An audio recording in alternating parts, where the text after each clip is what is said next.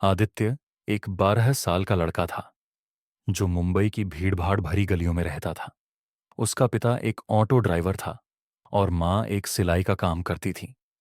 आदित्य का सपना था कि वह बड़ा होकर एक मशहूर वैज्ञानिक बने, लेकिन उसकी हालत और आसपास का माहौल उसे बार बार तोड़ देता था। उसके पास खिलौने नहीं थे, पर विज्ञान की किताबें जरूर थीं जो उसने कूड़े से बटोरी थीं। बुलावा स्कोए। एक दिन उसके पिता उसे एक पुरानी गुड़िया लाकर देते हैं जो किसी अमीर परिवार के बच्चे ने फेंकी थी। गुड़िया दिखने में अजीब थी, बड़ी आंखें, टूटा हुआ चेहरा और एक मुस्कान जो डरावनी लगती थी। लेकिन आदित्य ने उसे चुपचाप रख लिया। इनकार। आदित्य को गुड़िया से डर लगता था। रात में उसे ऐसा लगता जैसे गुड़िया उसे घूर रही है। उसने कई बार उसे फेंकने की कोशिश की, लेकिन हर बार वह किसी न किसी वजह से लौट आती। मार्गदर्शक।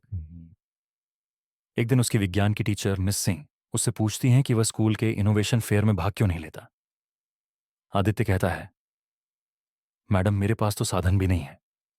मिस सिंह मुस्कुराकर कहती हैं, साधन नहीं, साहस चाहिए, सीमा लांघना। रात को जब आदित्य सो रहा होता है तो वह देखता है कि गुड़िया अचानक हिलती है। वह डर जाता है, लेकिन फिर गुड़िया बोलती है, डर से भागेगा तो कुछ नहीं मिलेगा। मुझे बना किसने? एक इंसान ने। और तू इंसान है, तू बना सकता है कुछ भी। यह सपना था या सच, उसे नहीं पता। लेकिन उस दिन से वह गुड़िया को डरावनी नहीं, प्रेरणादायक समझने लगा। परीक्षा, साथी और दुश्मन।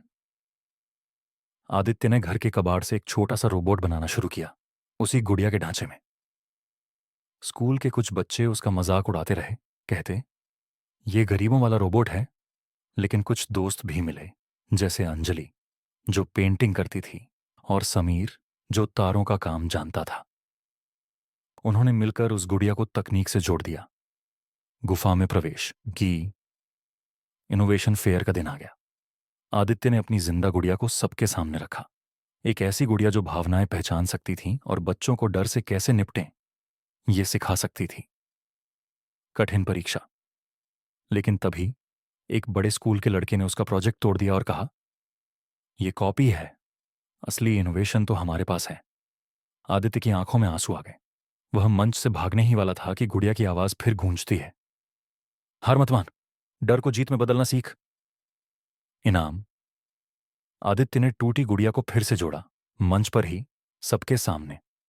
उसने बताया कि कैसे उसने कबाड़ से विज्ञान को जिंदा किया और कैसे एक डरावनी गुड़िया ने उसे हिम्मत दी। वापसी का रास्ता।